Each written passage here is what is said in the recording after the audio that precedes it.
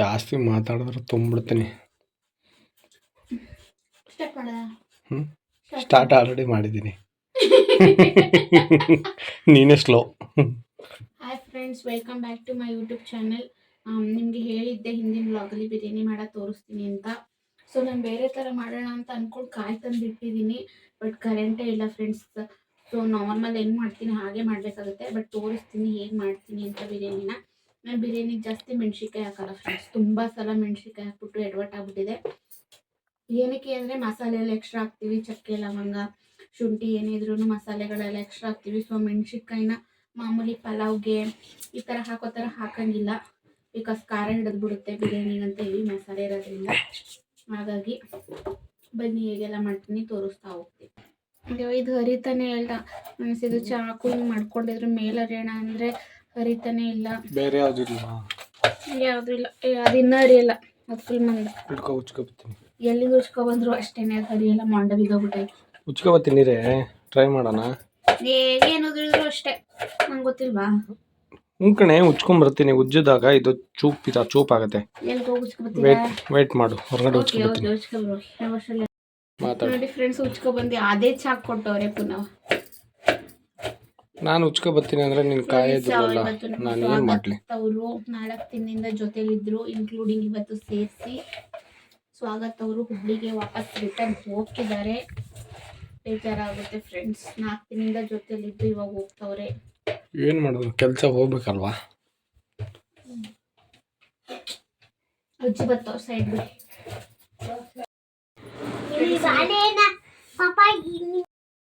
Friends ಏನು ಗೊತ್ತಾ, ನಾನು ಈರುಳ್ಳಿನ ಬೆಂಗಳೂರಲ್ಲಿ ಇದ್ದಾಗ ಟ್ರಿಕ್ಸ್ ಕಲ್ತಿದ್ದೆ. ಈರುಳ್ಳಿನ ನೀರೊಳಗೆ ಹಾಕ್ಬಿಟ್ಟು ಒಂದು 10 ನಿಮಿಷ ಎಲ್ಲ ತರಕಾರಿನೂ ಹಚ್ಚಾಕಿ ಲಾಸ್ಟಲ್ಲಿ ಹಚ್ಕೊಳ್ಳೋದೆ ನಾನು ಈರುಳ್ಳಿ. ಬಿಕಾಸ್ ಬೇಗನೂ ಆಗುತ್ತೆ ಮತ್ತು ಕಣ್ಣಲ್ಲಿ ಏನು ನೀರು ಬರೋಲ್ಲ, ಇರಿಟೇಟ್ ಆಗಲ್ಲ ಅಂತ. ಸೊ ಈರುಳ್ಳಿನ ಪಟ್ನ ಹಚ್ಚಬೇಕು. ಬಟ್ ಇದು ಲೇಯರ್ ಬಿಟ್ಟು ಗೊತ್ತು, ಹಾಗಾಗಿ ಹಿಂಗೆ ಮಾಡ್ತಾ ಇದ್ದೀನಿ. ಹಂಗೆ ಆದರೆ ಬರಲ್ಲ ಅಂತ. ಬನ್ನಿ ನೆಕ್ಸ್ಟ್ ಹೇಗೆ ಮಾಡೋದು ಅಂತ ಹೇಳ್ತಾ ಹೋಗ್ತೀನಿ.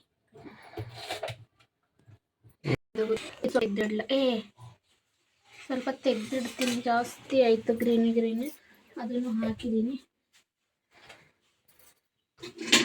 ಪುದೀನ ಸೊಪ್ಪು ಐತೆ ಹಾಕೊಂಡ್ರೆ ಶುಂಠಿ ಬೆಳ್ಳುಳ್ಳಿ ಪೇಸ್ಟ್ ಚಕ್ಕೆ ಹಾಕ್ಬಿಟ್ಟು ಮುಗೀತು. ಇನ್ನು ಡೈರೆಕ್ಟ್ ಇನ್ನು ಮಾಡೋದೆ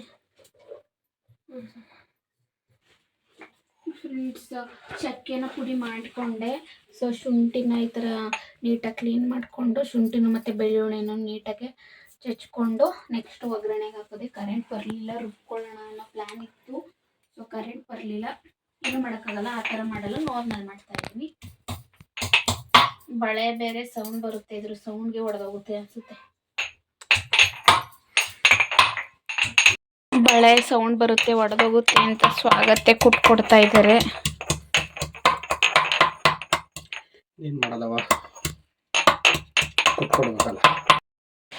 ಫ್ರೆಂಡ್ಸ್ ನಂದು ಬೇರೆ ಲೋ ಬ್ಯಾಟ್ರಿ ಅಂತ ಫ್ಲ್ಯಾಶ್ ಲೈಟ್ ಆನ್ ಆಗ್ತಾ ಇಲ್ಲ. ನೋಡಿ ಫ್ರೆಂಡ್ಸ್ ಎಷ್ಟು ನೀಟಾಗಿ ಸಣ್ಣಗೆ ಕೊಟ್ಟವ್ರೆ. ಪೂರ್ತಿ ಸಣ್ಣಗೆ ಕೊಡ್ತಾರ.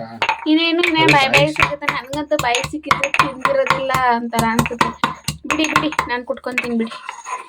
ಬಿರಿಯಾನಿಗೆ ಬೇಕಾಗಿರೋ ಐಟಮ್ಸ್ ಬಂದು ಇದೆರಡು ಬೇರೆ ಬೇರೆ ಇದೆ, ಬಟ್ ಒಂದೇ ತಗೊಳ್ಳಿ. ಶುಂಠಿ ಬೆಳ್ಳುಳ್ಳಿ ಪೇಸ್ಟು.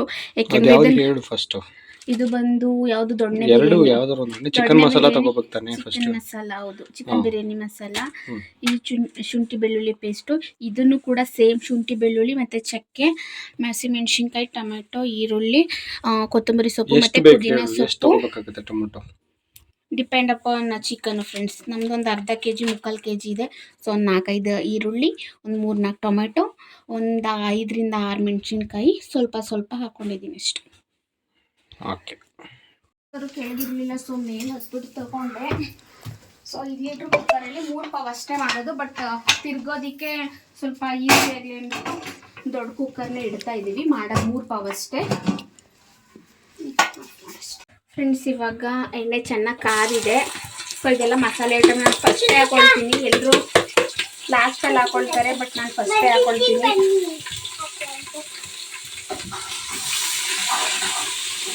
ಫುಲ್ ಎಣ್ಣೆ ಕಾದೋಗ್ಬಿಟ್ಟಿದೆ. ಅವಾಗಲೇ ಕುಕ್ಕರ್ ಕಾಯಕ್ಕೆ ಇಟ್ಬಿಟ್ಟು ಎಣ್ಣೆ ಬಗ್ಗಿಸ್ಕೊಂಡಿದ್ದು. ಸೊ ಹಾಗಾಗಿ ತುಂಬ ವೆಯ್ಟ್ ಆಗೈತೆ. ಇದು ಜಾಸ್ತಿ ಹಾಕಿದ್ದೀನಲ್ಲ, ಅದಕ್ಕೋಸ್ಕರ ಇವಾಗ ಫಸ್ಟು ಸ್ವಲ್ಪ ಆಯಿತು ಇದು. ಸೊ ಒಂದು 10 ಇಲ್ಲ ಒಂದು 7-8 ಮೆಣಸಿನ್ಕಾಯಿ ಅಷ್ಟೇ. ಮೆಣಸಿನ್ಕಾಯಿ ಹಾಕ್ಬಿಟ್ಟು ಇದನ್ನು ಸ್ವಲ್ಪ ಮಿಕ್ಸಪ್ ಮಾಡಿಕೊಂಡು ಆಮೇಲಿಂದ ಈರುಳ್ಳಿ ಹಾಕೋಣ. ನೆಕ್ಸ್ಟ್ ಫ್ರೆಂಡ್ಸ್ ಈರುಳ್ಳಿ ಹಾಕ್ತಾ ಇದ್ದೀನಿ. ಈರುಳ್ಳಿ ನೋಡಿ ಎಷ್ಟು ಚಿಕ್ಕದಾಗಿ ಕಟ್ ಮಾಡ್ಕೊಂಡಿದ್ದೀನಿ. ಒಂದು 4-5 ಈರುಳ್ಳಿ ದೊಡ್ಡದು ಹಾಕೊಂಡಿದ್ದೀನಿ. ಏಕೆಂದರೆ ಈರುಳ್ಳಿ ಟೊಮೊಟೊ ಹಾಕಿದ್ರೇನೆ ಬಿರಿಯಾನಿಗೆ ಜಾಸ್ತಿ ಟೇಸ್ಟ್ ಬರೋದು ಮಸಾಲೆ ಐಟಮ್ಗಿಂತ.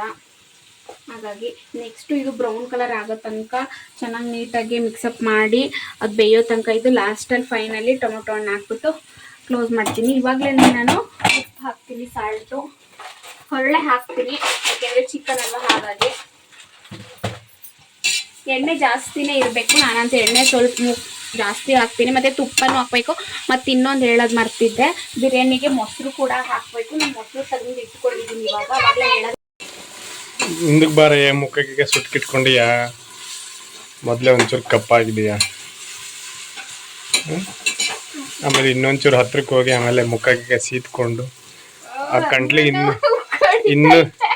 ಇನ್ನೂ ಕಪ್ಪಾಗ್ಬಿಟ್ರೆ ಬಹಳ ಕಷ್ಟ. ನೋಡಿ ಅದ್ರ ಮಸಾಲೆ ಎಲ್ಲ ನನ್ನ ಮುಖನೇ ಹಿಡ್ಕೊಂಡ್ಬಿಟ್ಟೈತೆ. ಇವಾಗ ಫ್ರೆಂಡ್ಸ್ ತೋರಿಸಿ, ಇವಾಗ ಬ್ರೌನಿಶ್ ಆಗಿದೆ. ಸೊ ಟೊಮೊಟೊ ಎಲ್ಲ ಹಾಕಿ ಇದನ್ನ ಒಂದು 5 ನಿಮಿಷ ಚೆನ್ನಾಗಿ ಮಿಕ್ಸಪ್ ಆಗೋ ಥರ ಮಾಡಿ ನೆಕ್ಸ್ಟ್ ಚಿಕನ್ ಹಾಕ್ಬಿಟ್ಟು ಚಿಕನ್ ಬಿರಿಯಾನಿ ಪೌಡ್ರ್ ಹಾಕೋದು ನೆಕ್ಸ್ಟ್ ತೋರಿಸ್ತೀನಿ. ಏನಿಲ್ಲ, ಇನ್ನೊಂದು 5 ನಿಮಿಷ ಬೇಯಬೇಕು. ಅದಕ್ಕೆ ಕಡಿಮೆ ಕೊಟ್ಬಿಟ್ಟಿದ್ದೀನಿ ನೋಡಿಕೊಂಡು, ನಿಮ್ಮ ಕಡೆ ಕಾಡ್ಕೊಂಡು, ಅದಕ್ಕೆ ಅದು ಇದಾಗಿಲ್ಲ. ಫ್ರೆಂಡ್ಸ್ ಒಂದು 3/4 kg ಚಿಕನ್ ಇದೆ. ಇದನ್ನ ಬೆಳಗ್ಗೆನೇ ಎತ್ತಿಟ್ಬಿಟ್ಟು ಫ್ರಿಜ್ಜಲ್ಲಿ ಇಟ್ಟಿದೆ. ಇವಾಗ ಒಂದು ಅರ್ಧ ಗಂಟೆ ಆಯಿತು ಆಚೆ ತೆಗೆದು. ಸೊ ಇವಾಗೆಲ್ಲ ಚೆನ್ನಾಗಿ ಮಿಕ್ಸಪ್ ಆಗಿದೆ. ಸೊ ಚಿಕನ್ ಹಾಕ್ತಾ ಇದ್ದೀನಿ. ಇದಕ್ಕೆ ಚಿಕನ್ ಹಾಕಿ ಉಪ್ಪು ಹಾಕಿ ಸ್ವಲ್ಪ ಚಿಕನ್ ಹಾಕಿದ್ಮೇಲೆ ನಾನು ಫಸ್ಟ್ ಮಾಡೋದೆ ಚೆನ್ನಾಗಿ ಉಪ್ಪು ಹಿಡಿಬೇಕಂತ ಅಂದ್ಬಿಟ್ಟು ಉಪ್ಪು ಹಾಕ್ತೀನಿ ಫ್ರೆಂಡ್ಸ್. ಅವಾಗ ಸ್ವಲ್ಪ ಹಾಕಿದೆ ಅಷ್ಟೇ. ಉಪ್ಪು ಹಾಕಿ ಎಲ್ಲರೂ ಲಾಸ್ಟಲ್ಲಿ ಹಾಕ್ತಾರೆ. ನಾನು ಕೊತ್ತಂಬರಿನ ಈಗಲೇ ಹಾಕ್ತೀನಿ, ಮತ್ತು ಚಿಕನ್ ಮಸಾಲನೂ ಕೂಡ ಈಗಲೇ ಹಾಕ್ತೀನಿ. ಶುಂಠಿ ಬೆಳ್ಳುಳ್ಳಿ ಪೇಸ್ಟ್ ಕೂಡ ಈಗಲೇ ಹಾಕ್ತೀನಿ ಫ್ರೆಂಡ್ಸ್. ಅವ್ರ ಕೈಲೇನೆ ಶುಂಠಿ ಬೆಳ್ಳುಳ್ಳಿ ಪೇಸ್ಟ್ ಹಾಕಿಸ್ತಾ ಇದ್ದೀನಿ. ನೆಕ್ಸ್ಟ್ ಬಂದು ಚಿಕನ್ ಬಿರಿಯಾನಿ ಪೌಡ್ರನ್ನ ಇದು 2 ಹಾಕಲ್ಲ ಫ್ರೆಂಡ್ಸ್, 1.5 ಹಾಕಿಸ್ತೀನಿ ಅಷ್ಟೇ. ಸೊ ಇದನ್ನು ಕಟ್ ಮಾಡಿ ಕೊಡ್ತೀನಿ ಇವಾಗ ಅವ್ರಿಗೆ. ನೀವೇ ಕಟ್ ಮಾಡ್ಕೊತೀರಾ? ತಗೊಳ್ಳಿ. 1.5 ಹಾಕಿ ಫುಲ್ 2 ಹಾಕಬೇಡಿ, ಜಾಸ್ತಿ ಆಗುತ್ತೆ ಮಸಾಲೆ. ನಮ್ಮ ಮನೆಗೆ ಬಂದರೆ ತುಂಬ ನಾನೇ ಅಡುಗೆ ಮಾಡ್ತಾಯಿದ್ರೆ ಹೆಲ್ಪ್ ಮಾಡಿಕೊಡ್ತಾರೆ ಸ್ವಾಗತ್ ಅವರು. ಸೊ ಹಾಕಿದ್ರು. ಮದುವೆ ಆಗಿದೆಯಲ್ಲ ಮಾಡಲಿ. ಅರ್ಧ ಹಾಕಿದ್ನ ಫುಲ್ ಅವು ನೋಡಿ ಎಷ್ಟು ಅಗಲ ಕಟ್ ಮಾಡಿದ್ರು. ಈಗ ಡಬಲ್ ಮಸಾಲೆ ಬೇರೆ ಬೇರೆ ರೇಟ್ ಥರದ್ದು ಸಾಕು. ಉಳಿಸಿ ಎತ್ಕರು ಪಲಾವ್ಗೆ ಹಾಕ್ಕೊಂಡ್ರೆ ಆಯಿತು.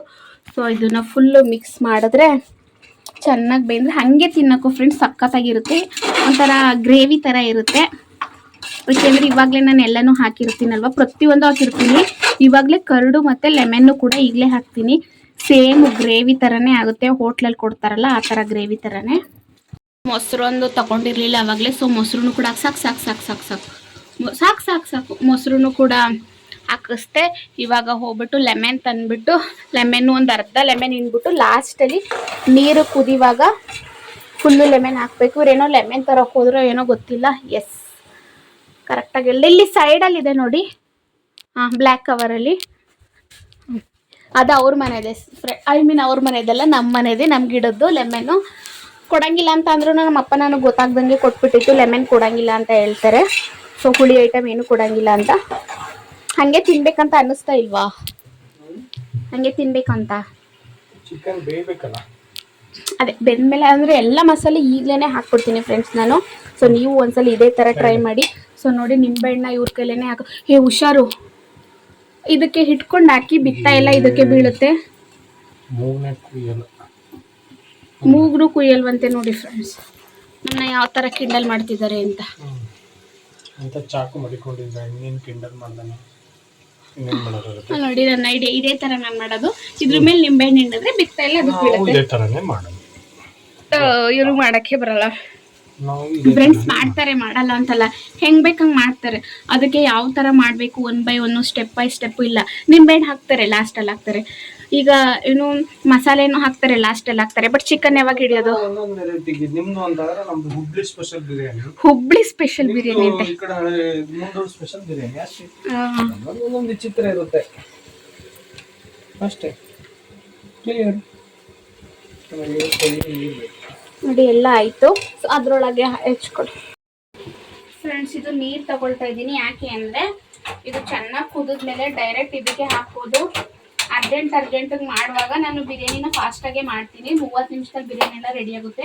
ಯಾಕೆ ಅಂದರೆ ಮೊದಲೇ ಎಲ್ಲ ಪ್ರಿಪೇರ್ ಮಾಡ್ಕೊಂಡಿರ್ತೀನಿ. ಬಿಸಿನೀರು ಇಟ್ಟರೆ ಡೈರೆಕ್ಟ್ ಹಾಕ್ಬೋದು, ಇಲ್ಲಾಂದ್ರೆ ಇದು ಕುದಿಯೋಕ್ಕೆ 1/4 ಗಂಟೆ ತಗೊಳುತ್ತೆ. ಸೊ ಇದನ್ನು ನಾನು ಮಾಡ್ಕೊಳ್ತಾ ಇದ್ದೀನಿ. ನೀರನ್ನ ಇಟ್ಕೊಂಡು ಕುದಿಸ್ತಾ ಇದ್ದೀನಿ. ಪೀಸ್ ಹಾಗೆ ತಿನ್ಬೋದು, ಗ್ರೇವಿ ಥರ ಅಂತ ಹೇಳದ್ನಲ್ವಾ. ಸೊ ಅವ್ರಿಗೆ ತಿನ್ನಕ್ಕೆ ಕೊಟ್ಟೆ. ಗ್ರೇವಿ ಥರದ್ದು ಸಖತ್ತಾಗಿದೆ. ಹೇಗಿದೆ? ಚೆನ್ನಾಗಿದೆ ಅಂತ ನಾನು ತಿಂತೀನಿ ಈ ಥರ. ಸೊ ಇದು ಆ್ಯಕ್ಚುಲಿ ನೋಡಿ ಗೊಜ್ಜು ಥರನೇ ರೆಡಿ ಮಾಡೋದು ನಾನು. ಆಮೇಲೆ ಸೇಮ್ ಗ್ರೇವಿ ಹೇಗಿರುತ್ತೆ ಇದನ್ನು ರೊಟ್ಟಿ, ಚಪಾತಿ, ಪೂರಿ ಈ ಥರದಕ್ಕೆ. ಸೊ ಇಲ್ಲಿ ನೀರು ಇಟ್ಟಿದ್ದೀನಿ, ಇದನ್ನ ಕಾದಿಲ್ಲ ಫ್ರೆಂಡ್ಸ್. ಸೊ ಇದನ್ನೇ ಆ್ಯಡ್ ಮಾಡ್ತೀನಿ ಇವಾಗ. ಹಿಂಗೆಲ್ಲ ಇದಿದೆ, ರೆಡಿ ಆಗಿದೆ. ಅಮ್ಮನ ಕೇಳ್ಕೊಬಂದೆ, ನನಗೆ ಗೊತ್ತಿಲ್ಲ ಅಳತೆ ಹೇಗೆ ಹಾಕೋದು ಅಂತ ನೀರು. ಅದು ಮಾತ್ರ ಕರೆಕ್ಟಾಗಿ ಇನ್ನೂ ಗೊತ್ತಿಲ್ಲ ಫ್ರೆಂಡ್ಸ್. ಆ ಥರದ್ದು ಮಾಮೂಲಿ ಬರೀ ರೈಸ್ ಹಾಕೋದಾದ್ರೆ ಈ ಥರ ಹಿಡಿದು ಗೊತ್ತು ಮಾಡ್ತೀನಿ. ಇದು ಸುಡ್ತಾ ಇರುತ್ತಲ್ಲ, ಗೊತ್ತಾಗಲ್ಲ. ಸೊ ಅಮ್ಮ ಹೇಳಿದ್ರು 3-3.25 ಜಗ್ ಹಾಕು ಅಂತ. ಸೊ ಇಲ್ಲಿ ನೀರು ಬೆಂದಿರೋದೆ 2 ಜಗ್ ಅನಿಸುತ್ತೆ. ಇನ್ನೊಂದು ಜಗ್ ಬರೀ ತಣ್ಣೀರು ಹಾಕ್ಬಿಟ್ಟು 10 ನಿಮಿಷ ಕಾಯಲೇಬೇಕು ಫ್ರೆಂಡ್ಸ್.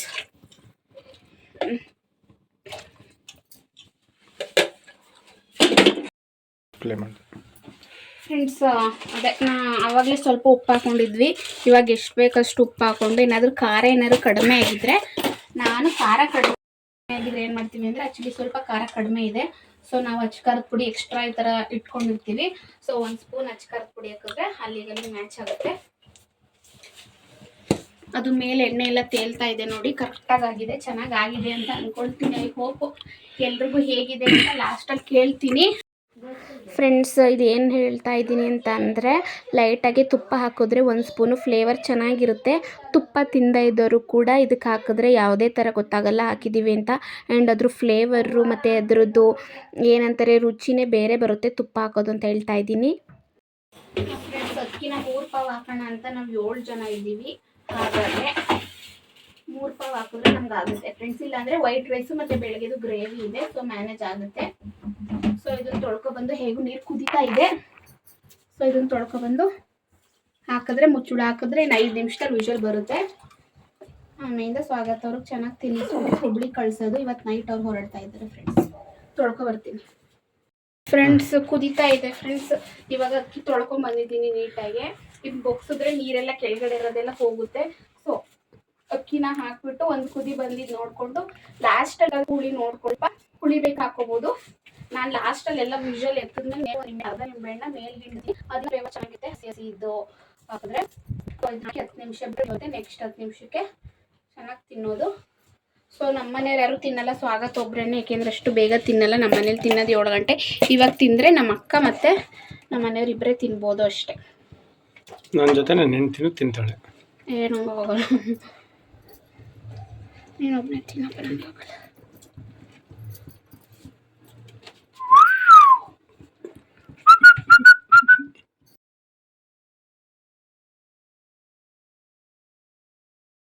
ಸದ್ಯಕ್ಕೆ 2 ನಿಮಿಷಕ್ಕೆ ಕುದಿ ಬಂತು. ನೀಟಾಗಿ ತಿರ್ಕೊಂಡು ಉಪ್ಪು ಖಾರ ನೋಡ್ಕೊಂಡು ಇವಾಗ ಕ್ಯಾಪ್ ಹಾಕ್ತಾ ಇದ್ದೀನಿ.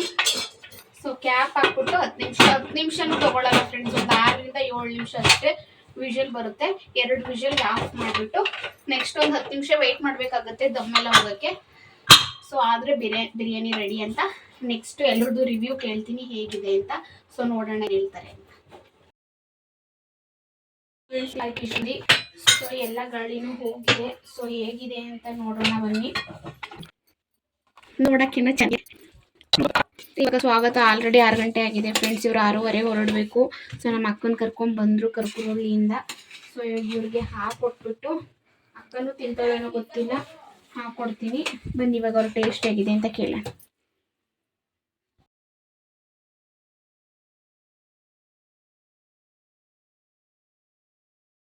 ಫ್ರೆಂಡ್ಸ್ ಸ್ವಾಗತ ಊಟ ಮಾಡ್ತಿದ್ದಾರೆ. ಹೇಗಿದೆ ಅಂತ ಕೇಳ್ಬೇಕು. ಆ್ಯಕ್ಚುಲಿ ಸುಡ್ತಾ ಇದೆ.